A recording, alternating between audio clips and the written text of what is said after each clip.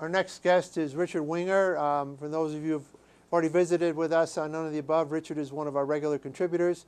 Richard is the nation's leading expert on ballot access, a very obscure area of politics, but one that's very important. If you can't be on the ballot, you can't run for office. You can't run for office, you can't make a difference. So Richard has been educating us on some of the issues related to ballot access. He's the publisher of Ballot Access News. So Richard, what's going on in the world of ballot access today?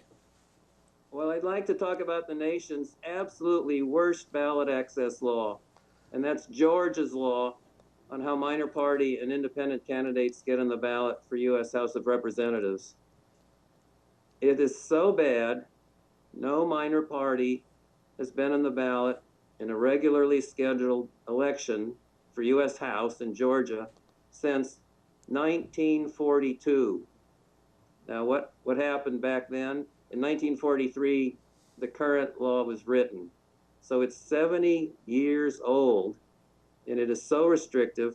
It has never been used by a minor party candidate in 70 years, and it's only been used once by an independent, and it's been made worse since that happened. What Georgia does is requires a minor party or independent candidate for U.S. House to collect between 15,000 and 20,000 valid signatures. Every sheet has to be notarized. You only have a limited amount of time to collect the signatures. And in practice, there's very tough finding good places to petition in Georgia. So the net result is a total Democratic-Republican monopoly for this most important office. So Richard, in Georgia, if I was running as a Republican or a Democrat, how many signatures would I need? 0. 0? Yes. They just pay a filing fee to get on the ballot, in the primary ballot. Yeah, I find that amazing. Well, thank you for your insight. These are so valuable to have people understand how our system gets gamed, and particularly in the state of Georgia, they don't have access to any real third-party or minority views, and probably it's not going to change anytime soon, is it? We're always hopeful. You know, if the courts did their job, this law would have been struck down long ago, because the U.S. Supreme Court has said 3 times if a ballot access law is so tough that no one ever uses it, it's probably unconstitutional. But we tell this to the judges, the federal judges in Georgia.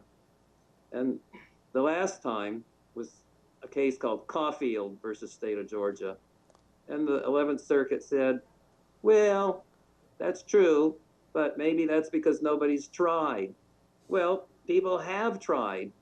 But at that point, it was too late to introduce new evidence into the record. If we'd known that would have influenced them, we would have put in evidence about all the people who've tried and failed. They should have remanded it, but they didn't. So the case was over. Richard, we asked the Supreme Court to review it, but they wouldn't. Richard, thank you again as always. Just real quickly here for our viewers, how do they find you and how do they find Ballot Access News if they want to subscribe? Just Google Ballot Access News. And if you want to take it in the mail, it's only $16 a year for 12 issues. All my contact information is on the webpage, Ballot Access News. What a great value. Thank you, Richard. Thank you, Stephen.